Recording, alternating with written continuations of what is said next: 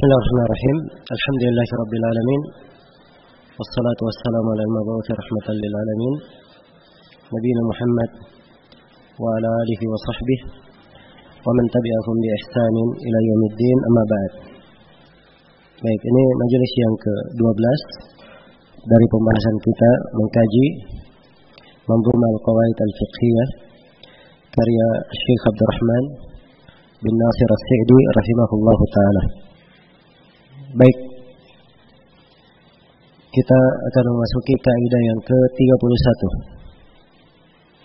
Hukum asal suatu syarat adalah kemestian kecuali pada syarat yang batil. Kaidah yang ke-31 ini dijelaskan oleh Syekh rahimahullahu taala dalam dua bait syair.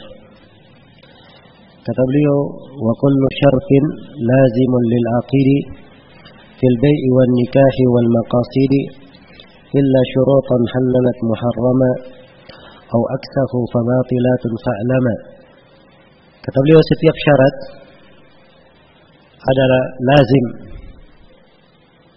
mesti lil aqidi, bagi orang yang melakukan akad, fil bai'i wan nikahi wal maqasidi. Apakah syarat itu pada al-bai', jual beli, nikah, pada nikah, wal maqasid, atau dalam maqasid, dalam ibadah maupun selainnya, illa syurutan halalat muharrama, kecuali syarat yang menghalalkan apa yang diharamkan, au aksahu, atau kebalikannya, syarat yang mengharamkan apa yang dihalalkan. Fabatilatun fa'lama, kalau ada syarat seperti ini, maka itu adalah syarat yang batil, hendaknya diketahui. Baik, di sini penulis rahimahullah masuk mulai menjelaskan tentang pembagian syarat itu. Kalau terjadi akad antara dua orang, lalu disyaratkan padanya syarat, maka beliau terangkan bahwa syarat itu menjadi lazim, menjadi mesti. Iya, syarat itu menjadi mesti. Kenapa menjadi mesti? Dalilnya karena Allah berfirman, ya ayyuhalladzina amanu aufu bil uqud. Hai orang-orang yang beriman, penuhilah akad-akad. Dan juga Allah Subhanahu wa taala berfirman, atau Rasulullah sallallahu alaihi wasallam bersabda, al-muslimuna ala syurutihim.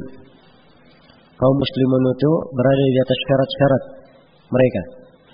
Nah, kecuali kalau syarat itu menghalalkan apa yang diharamkan atau mengharamkan apa yang dihalalkan, nah, barulah syarat itu dianggap sebagai syarat yang batil. Karena Rasulullah sallallahu alaihi wasallam bersabda, kullu syartin laysa fi kitabillahi fa huwa batil. Setiap syarat tidak dalam kitab Allah, maka itu adalah batil. Dan juga Rasulullah bersabda, la yahillu syartun wa bai'. Tidak boleh ada syarat dan transaksi jual beli, sebab ini syarat batil, menggabungkan dua akad dalam satu transaksi. Iya. Jadi ini beberapa dalil tentang keabsahan kaidah yang disebut oleh penulis. Untuk memperjelas kaidah ini perlu diketahui dua hal. Yang pertama, mana para ucapan ulama fikih syarat sesuatu dan syarat pada sesuatu. Bedanya antara dua hal. Saya ulangi bahasanya, syarat sesuatu dan syarat pada sesuatu. Ya, sebab di sini penulis yang dia inginkan apa? Syarat sesuatu atau syarat pada sesuatu. Yang kedua yang beliau inginkan, syarat pada sesuatu. Jelas ya? Baik, saya bedakan dulu supaya menjadi jelas. Akad itu memiliki syarat. Ada syarat akad namanya, dan ada syarat di dalam akad. Akad beraneka ragam, ada akad nikah, akad jual beli, ya, dan selainnya. Itu akad. Jadi kalau dikatakan syarat pada akad, syarat jual beli, syarat nikah, itu beda dengan kalau dikatakan syarat pada akad, syarat pada jual beli, syarat pada nikah. Saya beri contoh di bab jual beli misalnya supaya Jelas. Syarat jual beli harus saling ridha antara kedua belah pihak, si penjual dan si pembeli. Ini syarat apa? Jual beli. Contoh syarat dalam jual beli. Saya berkata kepada penjual beras, saya beli beras ini 25 kilo, tapi dengan syarat diantar ke rumah saya. Jadi akad jual beli sudah terjadi, saya membeli beras, tapi saya syaratkan pada akad bahwa beras diantar ke mana? Ke rumah. Ya, sekarang bisa dibedakan? Ya. Baik, untuk memperjelas membedakan syarat akad dan syarat pada akad, kita bedakan dari 4 sisi. Baik, sisi yang pertama, kalau syarat akad itu ketentuan syaratnya datang dari syariat, Allah dan Rasulnya yang menjelaskan. Ya, syarat jual beli ada 7.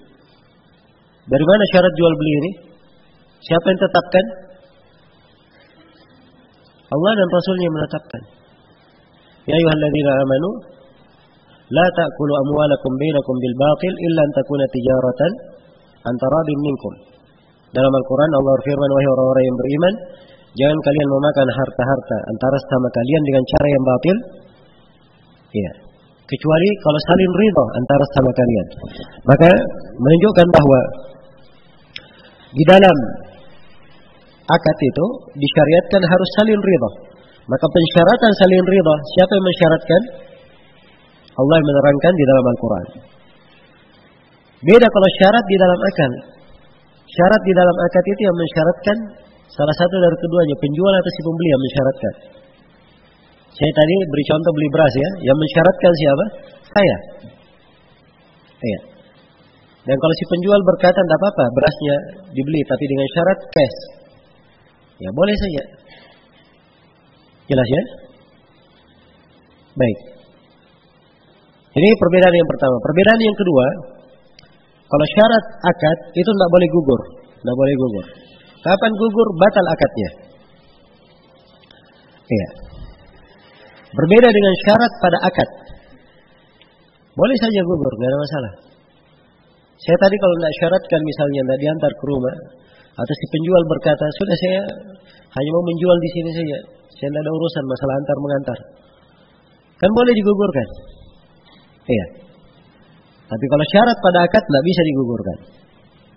Jelas ya? Ini perbedaan yang kedua. Perbedaan yang ketiga, syarat akad. Iya. Syarat akad, kapan gugur, batal akadnya. Tapi kalau syarat pada akad, kalau dia gugur, akad tetap syah, tapi tidak batal. Hanya saja ada hak fasakh bagi orang yang mensyaratkan. Misalnya seorang perempuan mensyaratkan kepada calon suaminya, saya boleh dinikahi, tapi dengan syarat, iya, saya jangan dibawa pergi dari kota saya. Dia mau tinggal di kotanya saja. Itu syarat ya. Akad nikah syah. Tapi dia syaratkan, ya, bahwa si istri kalau sudah dinikahi tidak boleh dibawa keluar dari apa? Kotanya. Dia mau di kotanya. Ada maslahat bagi dia, ingin dekat orang tuanya misalnya, atau yang semisal dengan itu. Iya. Ini syarat pada akad. Andai kata suami misalnya tidak memenuhi syarat, istrinya dibawa pergi, ya, maka hukum nikah tetap berjalan. Hanya saja si perempuan dia boleh menuntut untuk pisah, karena si suami tidak memenuhi apa? Tidak memenuhi syarat. Jelas ya? Ya. Beda kalau misalnya menikah tidak ada wali, wah ini sudah batal nikahnya, sebab syarat nikahnya yang apa? Yang hilang. Syarat nikahnya yang hilang. Jadi ini perbedaan yang ketiga. Perbedaan yang keempat, ya, kalau syarat akad itu hanya terbagi satu saja, tidak ada pembagiannya. Dia syarat harus terpenuhi. Adapun syarat pada akad ini terbagi dua. Ada syarat yang sahih, benar, ada syarat yang tidak benar. Ada syarat yang tidak benar. Iya. Seperti misalnya syarat seorang menjual barang. Dia syaratkan, ya, ini rumah saya jual kepada kamu dengan syarat kalau kamu jual lagi, kamu jual kepada saya. Ini syarat ada akad, tapi ini syarat batil, tidak boleh. Jelas ya, bertentangan dengan akad. Ya, sebab orang yang menjual kalau sudah dijual, barang itu milik si pembeli. Ya. Dia mau jual, dia mau tidak jual, dia jual kepada si pemilik pertama, dia jual kepada orang lain, dia hadiahkan, dia hibahkan, itu hak si pemilik, tidak ada yang bisa menghalanginya. Maka begitu dia syaratkan harus dijual kembali kepada pemilik pertama, ini syarat yang batil. Jelas ya? Jadi perbedaan yang keempat ini, yang terbagi dua menjadi syah dan batil itu hanya syarat pada akad. Adapun syarat akad itu hanya satu saja, harus terpenuhi. Jadi ada 4 perbedaan. Ya, dengan 4 perbedaan ini insyaallah taala kita akan mudah memahami hal yang kedua. Hal yang kedua di sini penulis menjelaskan satu bentuk dari syarat yang sifatnya lazim atau satu bentuk dari akad yang sifatnya lazim. Iya. Karena akad itu banyak pembagiannya ya di dalam pembagian fikih. Dan para ulama kalau membagi akad itu banyak bentuk pembagian. Ada akad misalnya membagi akad pembagian pertama, akad dibagi dua. Ada akad dalam harta dan ada akad dalam selain harta. Pembagian yang kedua, ada akad yang menerima khiyar, ada akad yang tidak menerima khiyar. Pembagian yang ketiga, ada akad yang harus langsung dipegang, ada yang tidak mesti langsung dipegang. Pembagian yang keempat, akad terbagi dua, ada akad muawadhah, ada akad tabarru'. Ya. Pembagian yang kelima, ada akad sementara, ada akad terus menerus. Pembagian keenam, ya. Ini yang dimaksud oleh Syekh di sini. Ada akad lazim dan ada akad jaiz. Ada yang lazim dan jaiz. Nah, untuk memahami istilah lazim dan jaiz ini, ya, perlu diketahui ya bahwa akad lazim itu adalah akad yang mesti berlaku, tidak boleh dibatalkan kecuali dengan ridha salah satu dari dua orang yang melakukan akad. Harus ridha salah satu dari dua orang yang melakukan apa? Akad. Nah, ini yang ingin diterangkan di sini oleh Syekh. Ya kalau misalnya ada yang mensyaratkan pada jual beli, akad ini sifatnya lazim, tidak boleh dibatalkan. Kecuali kalau ada yang saling ridha antara keduanya. Jelas ya? Seorang perempuan mensyaratkan, saya boleh dinikahi, tapi dengan syarat saya tidak boleh ta'addud. Boleh atau tidak syaratnya ini? Ya, istilah pendapat ya di kalangan ulama. Ada yang mengatakan itu syarat batil. Ya. Dan ada yang mengatakan itu syarat boleh sebab padanya ada kemaslahatan bagi perempuan. Ya. Anggaplah itu syarat boleh. Ya, kita tidak usah terlalu keras ya. Baik. Anggap itu syarat yang boleh. Nah, jadi kalau sudah dipenuhi bahwa nikah dia dinikahi dengan syarat tidak boleh ta'addud, maka ini sifatnya lazim. Kapan suami nikah lagi? Maka si istri berhak untuk minta pisah. Jelas ya? Dia berhak. Ya, dan kalau minta pisah, di sini suami tidak boleh meminta mahar lagi. Oh, kamu yang minta pisah berarti khulu. Enggak. Sebab ini dia membatalkan syarat. Dia membatalkan apa? Syarat. Mahar semuanya sudah dianggap hilang. Nah, ini ketentuan dari maksud kaidah yang disebut oleh Syekh di sini. Jadi setiap syarat, kalau ada syarat pada akad, ingat ya, syarat pada akad, pada jual beli, pada nikah, pada maqasid, ada syarat itu bersifat lazim bagi orang yang melakukan akad. Ini hukum yang pertama. Yang kedua, yang ingin diterangkan oleh Syekh bahwa syarat terbagi dua. Ada syarat yang batil, ada syarat yang syah. Syarat yang batil itu ukurannya, kalau syarat itu menghalalkan apa yang haram atau mengharamkan apa yang halal. Iya, baik secara itu pembagian secara global ya. Kalau kita rinci, mungkin kita bisa bagi bahwa bentuk akad itu terbagi menjadi 6. Ada 4 yang benar, ada 2 yang batil, yang rusak. Yang pertama adalah syarat yang benar ya. Kita mulai 4 yang benar dulu. Syarat yang merupakan konsekuensi dari akad. Ya, misalnya si penjual mensyaratkan, ya, kamu boleh membeli mobil ini, rumah ini, tapi dengan syarat harus cash. Ya, ini tidak ada masalah. Sebab ini syarat dari konsekuensi apa? Akad. Atau dia berkata, si pembeli berkata, saya beli rumah ini, tapi dengan syarat saya langsung tinggali. Ya, saya tidak mau menunggu 2 pekan, 1 bulan, tidak. Tapi dengan syarat langsung saya tinggali. Ini tidak ada masalah. Sebab ini syarat dari konsekuensi apa? Akad. Sehingga murni masuk ke dalam kepemilikannya. Iya. Yang kedua ada syarat dari maslahat akad. Ini juga syarat benar. Misalnya dia mensyaratkan, saya beli rumah ini tapi dengan syarat 3 kali bayar. Iya. Ini dari maslahat akad namanya. Ada maslahatnya. Ada maslahat mungkin bagi si pembeli supaya ada waktu luangnya, ada maslahat bagi si penjual, mungkin dia perlu duit segera. Ya. Karena yang diberi sebagian akhirnya harganya agak lebih tinggi. Dia berikan. Kalau di cash mungkin karena dia perlu segera, mungkin harganya akan lebih murah. Jadi ada kemaslahatan. Jelas ya? Dan yang seperti ini tidak ada masalah. Yang ketiga dari akad yang boleh, ya, adalah syarat yang merupakan maslahat dari salah seorang dari keduanya. Maslahat salah seorang dari keduanya. Kalau misalnya seorang berkata, saya beli mobil ini, ya, atau seorang berkata, mobil ini saya jual kepada kamu, tapi dengan syarat saya pakai dulu selama sepekan. Setelah itu baru kamu terima barangnya. Ya, maka ini syarat maslahat untuk si penjual. Apakah ini boleh atau tidak? Ini silang pendapat di kalangan ulama. Dan benarnya boleh karena Nabi Shallallahu Alaihi Wasallam beliau membeli untanya Jabir dan Jabir mensyaratkan bahwa unta ini dia jual kepada Nabi dengan syarat dia pakai sampai ke kota Madinah. Dia pakai sampai ke kota Madinah. Baik.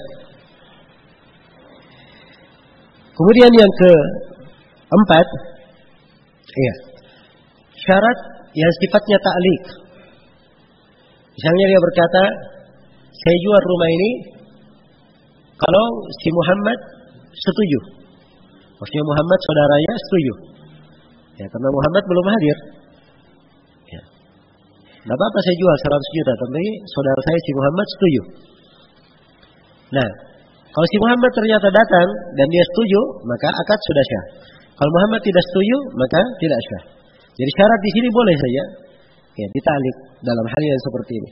Ya, 4 hal ini semuanya masuk di dalam keumuman sabda Nabi Sallallahu Alaihi Wasallam, al-muslimuna ala syurutihim. Kaum muslimun di atas syarat mereka. Baik, syarat yang kelima, ya, yang kelima dan keenam ini 2 syarat yang tidak boleh rusak syarat ini. Kalau disyaratkan di dalamnya akad pada akad. Iya. Contoh, saya jual rumah ini 100 juta kepada kamu. Tapi dengan syarat kamu jual mobilmu kepada saya 50 juta. Nah ini akad di dalam akad namanya. Jelas ya? Nah ini tidak diperbolehkan. Itulah ucapan Nabi, la yahillu bai'un wa salaf. Tidak boleh seorang itu tidak halal ada transaksi jual beli disertai dengan pinjaman, bersama pinjaman. Jadi dia sudah meminjam, jual beli lagi. Iya. Nah ini tidak diperbolehkan. Tadi ada yang bertanya tentang kebun emas ya. Kebun emas ini juga masuk di dalam hal itu. Jadi sudah jual beli, ya. Pertama meminjam dulu, dia gadaikan, dia pinjamkan duit. Setelah itu beli lagi emas. Jadi 2 hal dia gabungkan. Dan ini masuk di dalam akad yang dilarang. Baik. Kemudian yang keenam, ya, dari hal yang membatalkan akad, apabila dia mensyaratkan hal yang menyelisihi akad. Hal yang menyelisihi akad. Misalnya dia berkata, ini mobil saya jual kepada kamu, tapi ya, saya tidak mau serahkan kepada kamu. Saya mau pakai saja. Ya. Ini tentunya menyelisih akad, sebab akad jual beli itu kepemilikan bagi siapa yang membelinya. Ya kalau disyaratkan tetap saya pakai, ini bertentangan dengan apa? Dengan akad. Nah, baik, selesai sudah ya pembahasan tentang syarat ini. Ini masalah banyak cabang-cabangnya. Saya kira contoh-contoh yang saya berikan insyaallah taala sudah jelas. Kemudian penulis masuk menjelaskan kaidah yang ke-32. Dipersyariatkan mengundi pada hal yang tidak jelas. Ya, kata beliau tusta'malul qur'atu indal mubahami minal huquqi awlad at-tazahumi. Kata beliau boleh menggunakan undian, mengundi indal mubahami kalau ada yang tidak jelas minal huquq dari hak-hak. Ada hak yang tidak jelas siapa yang berhak mendapatkannya. Awlad at-tazahumi, atau ada tazahum berdesakan semuanya ingin mendapatkan. Iya. Di sini penulis menjelaskan kaidah tentang disyariatkan mengundi pada hal yang tidak jelas. Jadi ada dua perkara. Syariat mengundi, kemudian yang kedua beliau terangkan kapan undian itu dibolehkan. Iya. Adapun tentang syariat mengundi, ini adalah hal yang pembolehannya ada di dalam Al-Quran. Iya.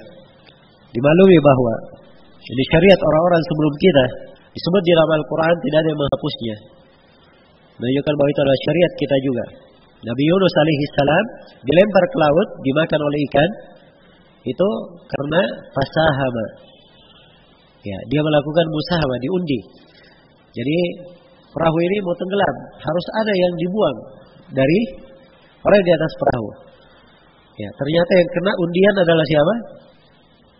Nabi Yunus. Maka beliau yang dilempar ke laut.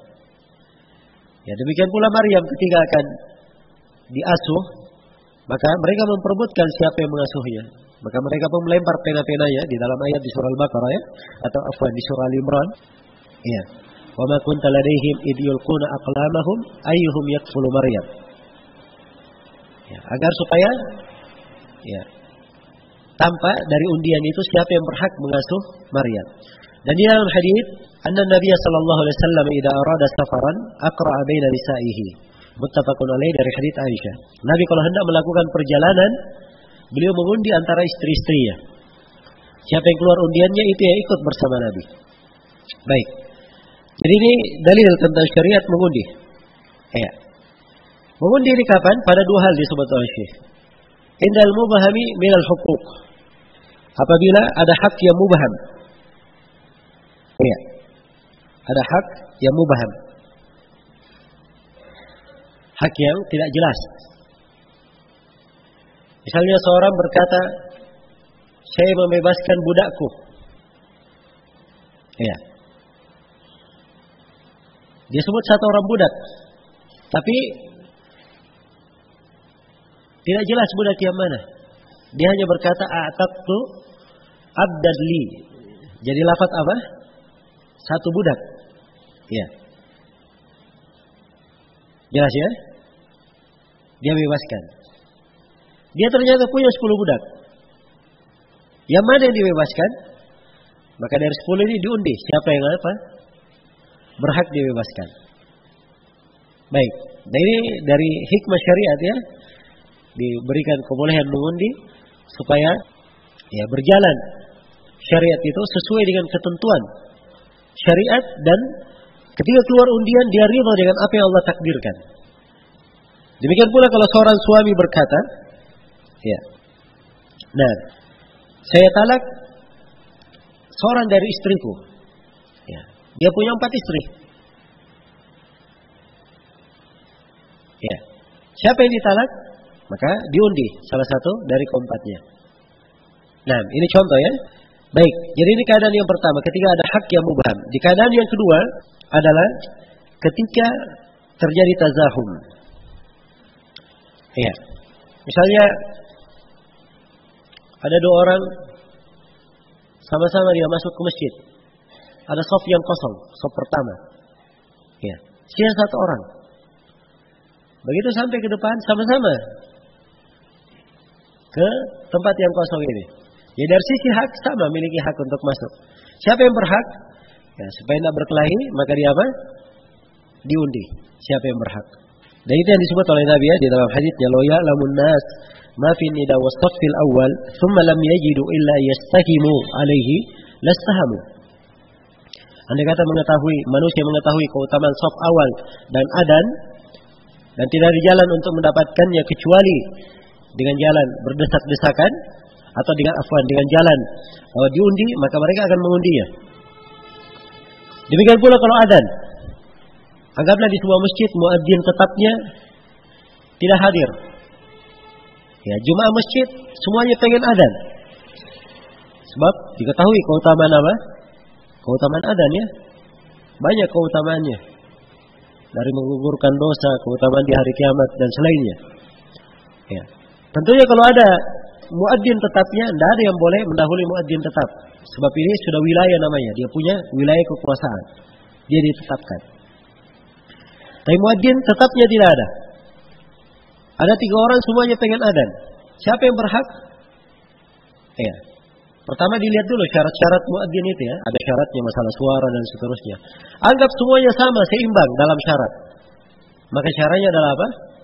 Diundi. Siapa yang lebih berhak untuk adan. Baik. Ini maksud dari masalah diundi. Iya. Nah, undian ini jangan dibuat dengan kata yang lebih umum. Ya. Bukan undian yang dimaksud adalah judi. Ya. Kamu bayar 5.000, kita undi. Siapa yang keluar namanya, dia dapat duit seluruhnya. Ya. Itu judi namanya. Bukan pula undian seperti sekarang yang ramai ini, ya. Masuk belanja, ya. Harus kumpulkan voucher, setelah itu di apa namanya? Dimasukkan ke kotak undian. Ya, ini kalau dia sengaja belanja untuk dapat voucher itu, maka ini terhitung qimar. Sebab babit dari qimar, dia mengeluarkan duit untuk mengikuti sesuatu, mungkin dia rugi, mungkin dia apa?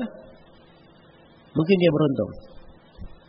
Ini sama yang sekarang yang sering dipromosikan SMS ya. Kirim SMS, ya hadiahnya Masya Allah. Hah?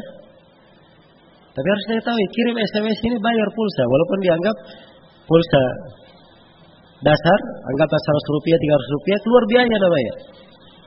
Maka keluar biaya untuk mengikuti undian, ini dihitung apa? Qimar. Ini tidak masuk di dalam pembahasan ini. Bagaimana undian dengan arisan? Ya, ini permasalahan banyak sudut dan cabangnya. Tapi pokoknya kalau arisan itu yang dia bayar sama dengan yang dia terima, ini silang pendapat di kalangan para ulama. Ingat ya, saya di pembahasan kalau yang dia bayar sama dengan apa? Yang dia terima. Adapun kalau yang dia bayar lebih kurang dari yang dia terima, ya, atau yang dia bayar nanti dia terima lebih, itu sudah jelas terhitung apa? Terhitung dari riba. Iya. Tapi dia bayar, dia terima sama dengan apa yang dia bayar. Nah, 10 orang misalnya bersyarikat 1 juta, 1 juta. Tiap kali diundi, setiap orang dapat 10 juta. Apa hukum undian yang seperti ini? Arisan yang seperti ini? Ini 2 pendapat di kalangan ulama kita di masa ini. Nah, iya. Yang paling masyhur melarangnya di masa ini adalah guru kami, Syekh Shalih Al-Fauzan. Ya. Berulang kali saya dengar dari beliau mengharamkan. Dan seingat saya Mufti Saudi Arabia sekarang juga tidak membolehkan. Dan di antara yang masyhur membolehkannya adalah Syekh Ibnu Utsaimin. Bahkan beliau berkata bahwa Syekh bin Baz dulu berpendapat tidak boleh. Kemudian beliau murojaah, terus beliau diskusi dengan Syekh bin Baz, akhirnya Syekh bin Baz membolehkan. Ya. Dan Syekh Ibnu Utsaimin berkata bahwa ini di antara cara yang paling bagus untuk menangani masalah ekonomi yang terdapat pada sejumlah manusia. Ya, secara umum bahwa pendapat yang membolehkan itu insyaallah taala ya kayaknya lebih kuat ya, dan lebih rahmat, lebih banyak maslahatnya untuk kondisi saat ini. Iya. Jadi kalau undian sifatnya seperti ini itu mungkin masuk ya, tapi bukan ini yang dibahas oleh Syekh di sini. Iya. Baik, selesai sudah ya pembahasan tentang apa? Tentang masalah undian.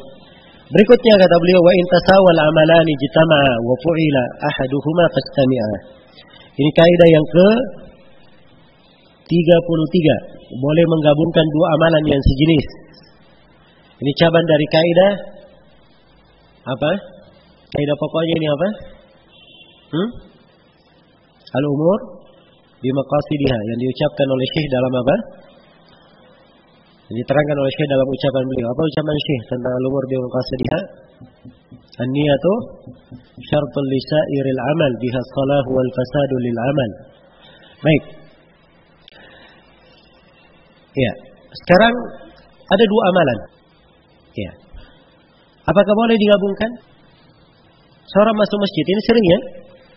Dia masuk masjid. Ya. Sudah adzan subuh. Masuk masjid. Dia perlu tahiyatul masjid, dia perlu 2 rakaat sebelum subuh. Dan mungkin kalau dia baru wudu, dia perlu 2 rakaat setelah wudu. 3 salat sunnah. Apakah 3 salat sunnah itu bisa dia gabung? Ya. Dengan melaksanakan 2 rakaat saja, 2 rakaat dengan niat 3 salat sunnah. Syekh rahimahullah di sini menjelaskan bahwa boleh menggabung 2 amalan yang seimbang yang sama, ya, dengan melakukan salah satu dari keduanya saja.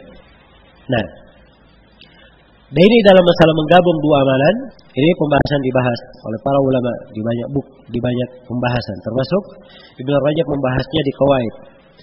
Ya. Dan untuk menggabungkan 2 ibadah, bolehnya disyaratkan oleh para ulama 5 syarat pembolehannya. Yang 5 syarat ini kita gabungkan ya dengan syarat-syarat, sebab Ibnu Rajab menyebutkan 4 syarat. Ya, Syekh Abdurrahman bin Nasir As-Sa'di di Qawaid beliau sebutkan 3. Kalau Suyuti dia sebutkan syarat-syarat yang lainnya. Tapi yang saya ingin simpulkan di sini hanya 5 syarat saja. Syarat yang pertama, hendaknya 2 ibadah yang digabungkan sejenis. Syarat yang pertama. 2 ibadah yang digabungkan apa? Sejenis. Jadi kalau ini menggabungkan, salat digabung salat, mandi digabung mandi, tawaf digabung tawaf. Ya, ini namanya apa? Menggabungkan 2 amalan sejenis. Jadi harus sejenis. Ini syarat pertama. Nggak boleh mandi dia gabung dengan apa? Tawaf misalnya. Ya. Dia mandi janabah dengan niat tawaf di mana? Di Ka'bah. Ya. Sebab ini 2 amalan tidak bisa digabungkan, tidak sejenis. Baik. Syarat yang kedua, ya, amalan yang bisa digabung ini kalau dia satu waktu, dilaksanakan satu waktu. Ya. Ya misalnya tawaf. Seorang yang belum tawaf ifadah di musim haji, boleh diakhirkan tawaf ifadah ya, hingga dia tawaf wada. Dia tawaf wada, dia niatkan sekaligus 1 kali tawaf, dia niatkan 2 tawaf ifadah sekaligus tawaf wada. Itu boleh saja. Kalau tawaf ifadahnya dia undur di akhir, begitu dia mau pulang, karena dia satu waktu sudah, maka tidak ada masalah digabungkan. Jelas ya? Tidak ada masalah digabungkan. Baik. Jadi ini syarat yang keberapa? Yang kedua, harus satu waktu. Syarat yang ketiga, disyaratkan bahwa ibadah itu maksudnya sama. Maksudnya apa? Sama. Ya, dan ini di antara pokok syaratnya, itu yang dibahasakan oleh penulis di sini, wa intasawa, seimbang. Iya. Sebab dia maksudnya sama.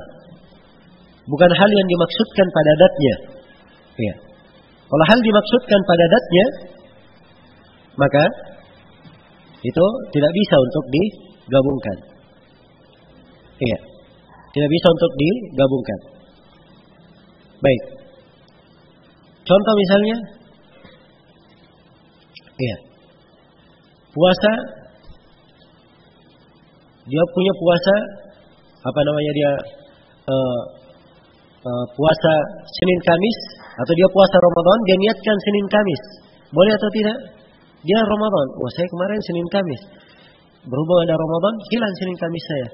Ya, tiap kali Senin dan Kamis dia niatkan juga Senin apa? Kamis. Ini boleh atau tidak? Jawabannya tidak boleh. Sebab puasa di Ramadan di sini maksud pada datnya tidak bisa digabungkan. Jelas ya? Walaupun sejenis waktu, tapi karena maksudnya berbeda, maka tidak boleh digabungkan. Karena itu tidak boleh menggabungkan antara menyembelih kurban digabungkan dengan niat akikah. Kenapa? Sebab maksudnya berbeda. Kurban ibadah agung, ada maksud tertentu dalam syariat yang agung dalam kurban. Akikah maksudnya lain. Jadi dua maksud dari ibadah ini berbeda. Walaupun digabungkan ternyata misalnya tanggal 7 kelahiran anaknya bertepatan dengan hari raya kurban, ya. Apakah boleh dia menyembelih 1 ekor kambing dengan niat berkurban dan akikah? Jawabannya tidak boleh. Sebab ini dua ibadah maksudnya apa? Maksudnya berbeda. Baik. Syarat yang keempat, disyaratkan ibadah tersebut tidak ikut kepada selainnya. Ya. Kalau dia ikut kepada ibadah yang lain, maka ini tidak diperbolehkan. Tidak diperbolehkan. Kalau dia ikut. Iya. Baik. Contoh misalnya, ya, dia sholat 4 rakaat duhur dengan niat itu juga sholat 4 rakaat rawatib setelahnya. Jawabannya ini tidak boleh, sebab rawatib itu dia ikut kepada apa? Kepada duhur. Iya. Maka dia tidak boleh digabungkan. Harus dikerjakan masing-masing. Syarat yang kelima, ya, dua ibadah yang digabungkan, tidak boleh salah satunya adalah qada. Salah satunya qada, tidak boleh. Ya, karena itu tidak boleh seorang puasa Ramadan, ya, pas masuk waktu Kamis dia niat puasa hari Kamis sekaligus mengganti puasa Ramadannya, tidak boleh. Ya, dia hanya boleh niat mengqada Ramadan saja. Jelas ya? Jadi ini 5 syarat disyaratkan oleh para ulama. Dalilnya diantaranya adalah hadits innamal a'malu binniyat. Ya. Kemudian diantara ya, dalilnya adalah ketentuan-ketentuan umum ya, yang telah datang dari Nabi sallallahu alaihi wasallam tentang masalah penggabungan ini. Iya. Baik. Jadi ini secara global kaidah yang keberapa ini? Kaidah yang ke-33. Baik, kita berpindah kepada kaidah yang ke-34. Ya, kata penulis rahimahullah, wa kullu mashghulin fala yushaghalu mithaluhu al-marhur wal musabbalu. Ya. Setiap yang sibuk tidak boleh disibukkan.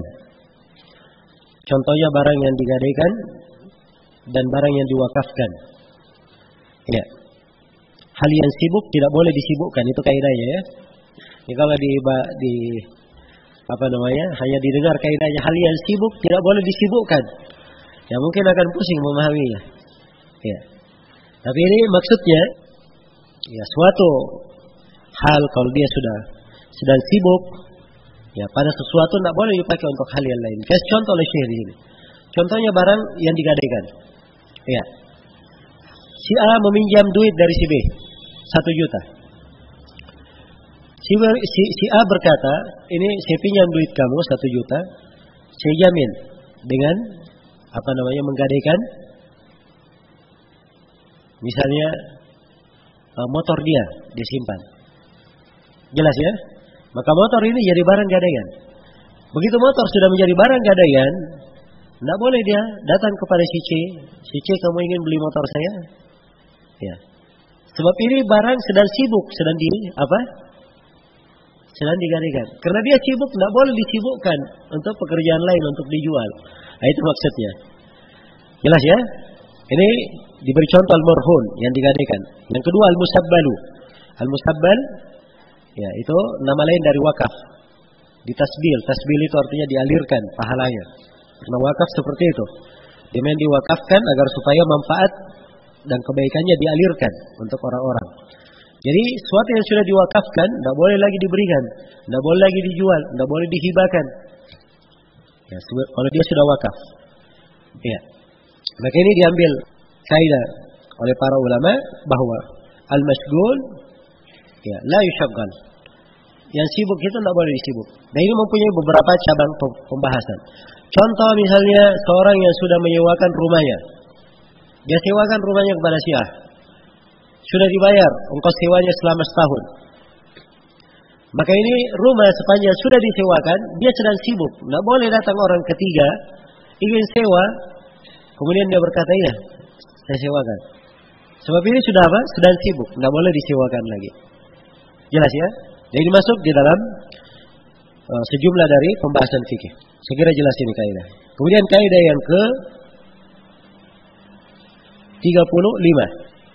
Orang yang melepaskan suatu tanggung jawab harta orang lain boleh rujuk bila telah meniatkan. Kata penulis rahimahullahu taala, "Wa may yu'addi an akhihi wajiba lahu ruju'u in nawa yutaliba." Barang siapa yang menunaikan suatu kewajiban dari saudaranya, dia boleh rujuk kalau dia berniat untuk menuntut, meminta kembali. Iya. Baik.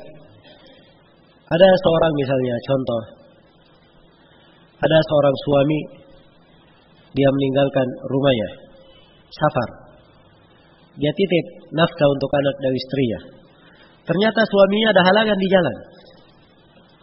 Nafkah yang ditinggal cukup hanya sepekan saja. Sudah lebih sepekan suaminya tidak balik. Ya, orang-orang di rumah tidak nafkah. Maka tetangga rumahnya ya memberikan nafkah kepada keluarga orang yang berhalangan ini. Selama sebulan belum bisa balik. Diberi nafkah sebulan. Tapi dengan niat kalau si tetangga ini pulang akan ditagih nafkah selama sebulan tersebut. Maka ini boleh. Boleh dia tunaikan kewajibannya, tapi nanti kalau dia balik, dia minta apa? Nafkah selama sebulan itu. Nah, ini maksud dari penulis. Dan tentunya hal ini adalah hal yang diperbolehkan, bahkan itu adalah bentuk dari apa? Berbuat baik. Ya, bentuk dari berbuat baik kepada tetangga. Hanya saja ini masalah perlu kita rinci lebih detail. Yang pertama bahwa ya, kewajiban itu beraneka ragam. Ada kewajiban yang tidak bisa diwakili. Ada kewajiban yang tidak bisa apa? Diwakili. Ya, seperti sholat misalnya. Ya, bisa diwakili sholat? Oh, saya mau istirahat, tolong sholatkan saya. Misalnya. Boleh atau tidak? Ya, jawabannya tentu nggak boleh kan? Sebab ini dari ibadah yang tidak bisa diwakilkan. Yang kedua, ada ibadah yang bisa diwakilkan. Nah, ibadah yang bisa diwakilkan ini terbagi dua. Ada yang ibadah mahdhah, dia murni ibadah. Seperti haji, puasa. Ya. Seorang yang tidak bisa haji, boleh dia wakilkan orang lain berhaji? Jawabannya boleh. Jawabannya boleh. Orang yang sudah meninggal tidak berpuasa, boleh dia wakilkan boleh orang lain mempuasakannya? Jawabannya boleh. Nah, seorang ayah misalnya dia punya kewajiban zakat, harus dia keluarkan. Yang membayarkan zakatnya adalah anaknya. Boleh atau tidak? Jawabannya boleh. Tapi ini bolehnya kalau diizinkan. Harus ada apa? Harus ada izin. Ini kalau ibadahnya mahdhah, sebab dia ibadah mahdhah, harus ada izin. Jadi kalau misalnya ayahnya punya kewajiban zakat 10 juta, anaknya bayarkan diam-diam 10 juta, maka itu tidak syah, kecuali kalau si ayah apa? Mengizinkan. Jelas ya? Baik, ini bentuk yang pertama dari yang boleh diwakilkan. Bentuk yang kedua dari yang boleh diwakilkan adalah hal-hal yang sifatnya bukan ibadah mahdhah. Ya, mungkin dia ibadah, mungkin dia selain ibadah. Ada orang yang berutang pada orang lain, dia bayarkan dulu utangnya. Maka ketika dia bayarkan, ada dua kemungkinan. Mungkin dia ingin beribadah, saya sedekahkan. Dan mungkin juga saya bayarkan dulu, nanti saya tagih lagi bulan depan. Saya hitung sebagai hutang. Ya, jelas ya?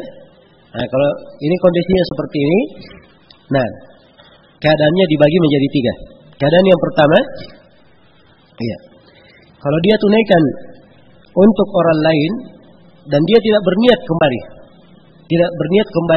tidak berniat mengambil apa yang dia tunaikan itu. Misalnya ada orang yang berhutang, si A berhutang dari si B 10 juta. Ya.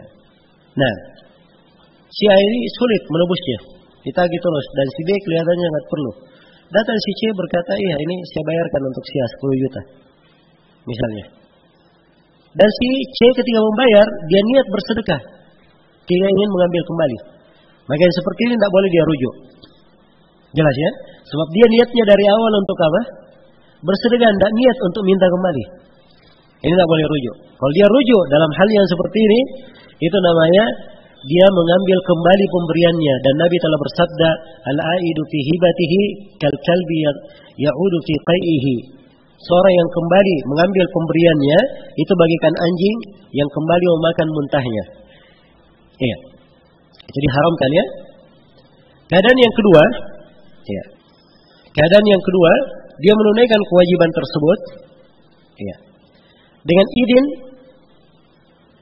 si pemilik, dengan izin orang tersebut, orang yang bersangkutan. Ya. Maka yang seperti ini boleh dia kembali meminta menurut kesepakatan. Ya. Misalnya si A memiliki hutang dari si B kepada si B. Si A minta tolong kepada si C. C tolong bayarkan hutang saya kepada apa? Si B. Maka si C pergi membayarkan. Yang seperti ini, ya, si C walaupun tidak berkata siapa namanya, minta kembali, tapi dia pasti boleh mengambil kembali uang 10 juta itu. Sebab dia sudah diizinkan untuk apa? Membayarnya. Nah, dan keadaan yang ketiga, ya, dia menunaikan hak tersebut, hak orang lain, ya, tanpa seizinnya, dan dia niat nanti akan rujuk kembali mengambilnya, ya, kembali mengambilnya. Itu tadi saya beri contoh ya, ya, keluarga yang ditinggal oleh suaminya, ya, dia sengaja, suaminya tidak mengizinkan, tidak ada izin, sebab suaminya nggak tahu di mana, ada halangan tidak bisa kembali. Diberi nafkah sebulan. Orang yang memberi nafkah sebulan ini niatnya adalah meminjamkan, nanti saya tagih kalau suaminya datang. Apakah boleh dia rujuk? Nah, ini dua pendapat di kalangan para ulama. Yang dipilih oleh Syekh di sini, ya, yang dipilih oleh Syekh di sini adalah bolehnya, adalah pembolehannya. Bahkan ini dari hal yang memang dibolehkan dan dari amalan yang salih. Dan Nabi SAW telah bersabda, "Man sana'a ilaikum ma'rufan fakafi'uh." Siapa yang berbuat baik kepada kalian, balaslah perbuatan baiknya. Iya. Baik, selesai sudah ya. Jadi ini kalimat orang yang melepas suatu tanggungan harta orang lain boleh rujuk bila telah meniatkan. Ini ada rincian-rinciannya. Sudah kita rinci, insyaallah taala itu jelas. Kemudian kaidah yang terakhir, kaidah yang ke-36. Kata penulis rahimahullah, iya. Wal wazi'u at-tab'i 'anil isyani kal wazi'i asy-syar'i bila nukrani. Nah, suatu hal yang mencegah karena tabiat mencegahnya dari berbuat maksiat itu sama seperti hal yang mencegahnya secara syar'i bila nukrani, tanpa ada pengingkaran, maksudnya tanpa ada silang pendapat. Iya. Ini kaidah yang ke-36 kita bahasakan adalah sama. Baik hal yang diharamkan tidak didekati karena tabiat maupun syariat. Iya. Jadi seorang al-wazi' itu artinya hal yang menahan. Seorang tidak mendekati sesuatu, ada yang menahannya. Yang menahan seseorang tidak mendekati sesuatu itu dua hal. Kadang tabiatnya dan kadang syariat yang menahannya. Iya. Seorang tidak berzina. Yang menahannya apa? Syariat. Iya. Kalau dikatakan tabiatnya menahan, tabiat manusia mengikuti hawa nafsu, itu asal tabiat manusia. Berarti yang menahannya adalah syariat. Tapi seorang tidak mau makan racun. Nah, yang menahannya apa? Ya, ada orang yang tabiatnya suka makan racun. Maka tabiat manusia menahan. Jelas ya? Menahan dalam hal ini. Jadi kalau sesuatu tertahan oleh tabiat, ada tabiat yang bisa menahan dari sesuatu, itu hukumnya sama dengan sesuatu yang tertahan karena ada syariat yang menahan. Ya, ini ucapan Syekh, makna dari kaidah beliau. Ya mungkin ada yang bertanya, apa manfaat dari kaidah? Jawabannya, kaidah ini bisa dipakai pada dua hal. Yang pertama di dalam merojihkan, dalam menguatkan. Iya. di dalam menguatkan. Iya. Andai kata misalnya terjadi silang pendapat di kalangan ulama akan sebuah perkara, ini dijatuhkan hukum atau tidak, maka dilihat. Kalau memang perkara tersebut secara tabiat seorang senang melakukannya, maka dicenderungkan hukum syar'i padanya. Iya. Kalau secara misalnya tabiat dia tidak senang melakukannya, maka ini dicenderungkan padanya ya hukum yang memang layak bagi orang yang melanggar pada tabiat. Jelas ya? Iya. Karena itu kalau kita lihat hukum-hukum hudud, ya, orang yang berzina, kalau dia sudah menikah berzina dirajam. Kalau dia berzina belum menikah, dicambuk 100 kali dan diasingkan selama setahun. Kenapa harus ada hukum keras begini? Sebab tabiatnya cenderung kepada perbuatan yang tidak baik ini. Tabiat tidak bisa menahan.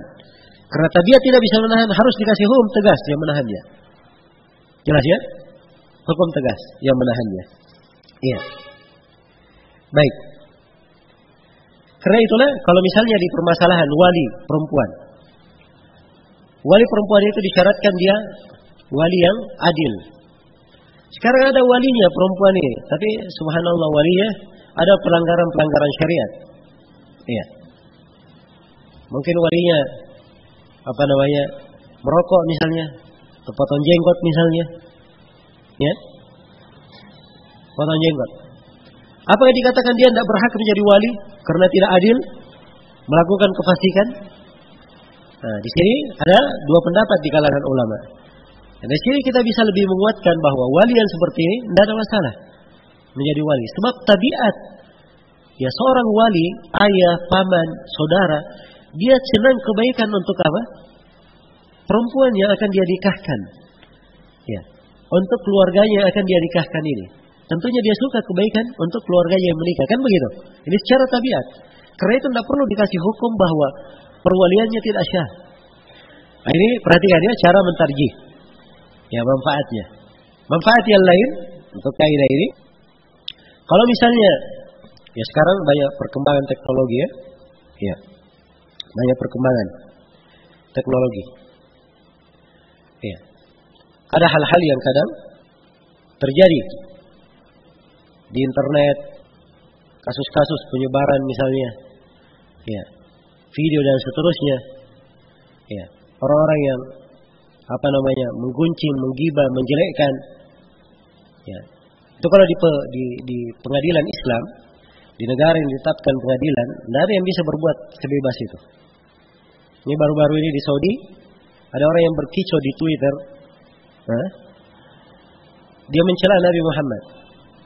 Sekarang di pengadilan, ya, dituntut hukuman mati, ya, dan mungkin dalam waktu dekat ini sebentar lagi dijatuhkan hukuman mati, diproses. Ya, ini tidak sembarangan di pengadilan Islam. Ya, itulah kalau tidak ada hukum syar'i, bebas semuanya orang, mau menginjak-injak, mau melempar, menuduh, ya, jelas ya. Sekarang ini jangankan orang-orang awam, para penuntut ilmu saja sembarangan bicaranya. Si fulan korupsi, ya, menggelapkan dana umat. Ini kalimat-kalimat bukan sembarangan. Korupsi itu mencuri namanya, menggelapkan, mengambil harta umum. Ya, itu hukum syar'i. Kalau ada orang yang berucap seperti ini di negeri Islam, itu gampang saja, bawa ke pengadilan. Dibawa ke pengadilan. Iya. Sehingga tidak lancang orang berbicara. Jelas ya. Sekarang kalau misalnya ada yang berbicara di pengadilan syar'i, ya, maka jenis pelanggaran yang dia lakukan dilihat. Kalau hal yang memang ada hudud, ya, penahan syar'i yang dilakukan, hukum hudud yang dilakukan, berikan. Kalau memang dia sifatnya tabiat menahan, ya, tidak suka melakukannya, maka mungkin dikasih takzir.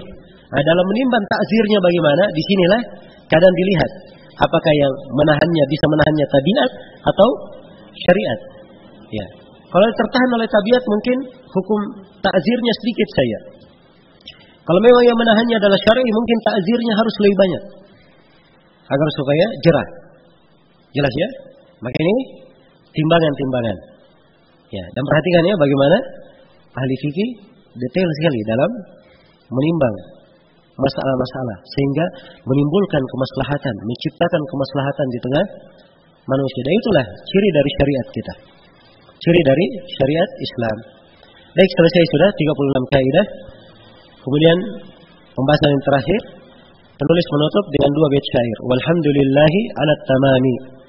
Segala puji hanya untuk Allah atas kesempurnaan, maksudnya sudah sempurna. Manzumah ini fil bad'i wal khitami wad dawami. Pada permulaannya, pada penutupannya, dan pada segala keadaan. Alhamdulillah. Pada segala keadaan. Iya. Tsumma salatu ma' salamin sya'i'i. Kemudian salawat dan salam yang terus bertebaran ala nabi wa sahbihi wa tabi'i, kepada nabi yaitu Nabi Muhammad dan kepada para sahabatnya dan kepada para tabi'i. Tabi'i itu adalah yang mengikuti para sahabat. Jadi katakan tabi'i. Tapi disyaratkan dia harus tabi' bi ihsan, mengikuti para sahabat dengan ihsan, dengan baik. Iya. Baik, saya jawab dulu beberapa pertanyaan. Selesai sudah ya, alhamdulillah, mampunya. Semoga apa yang kita kaji pada pertemuan ini ya bisa menjadi dasar yang baik untuk kita semua di dalam memahami kaidah-kaidah fikih. Ini materi-materi dasar ya. Seorang penuntut ilmu itu pada setiap cabang ilmu agama ya, dia hendaknya memiliki dasar-dasar pada setiap cabangnya. Nah, insyaallah taala kalau di setiap cabang ilmu agama dia memiliki dasar, pernah belajar, ya, maka wawasannya akan lebih luas cara memandangnya. Ya, dia akan semakin indah melihat syariat Islam itu. Dan akan semakin tenang di atas keimanan. Dan itulah manfaat dari menuntut ilmu. Dan saya berwasiat kepada diri saya dan kepada seluruh hadirin sekalian untuk selalu ya istiqamah di atas menuntut ilmu dan selalu mengingat pentingnya belajar dan menuntut ilmu itu. Ya, sambil kita selalu mengikhlaskan amalan hanya untuk Allah Subhanahu wa taala. Iya, dan beramal dengan apa yang kita pelajari. Ya wallahu taala alam. Untuk sementara kita cukupkan di sini. Subhanakallahumma bihamdik, asyhadu an la ilaha illa anta, astaghfiruka wa atubu ilaik.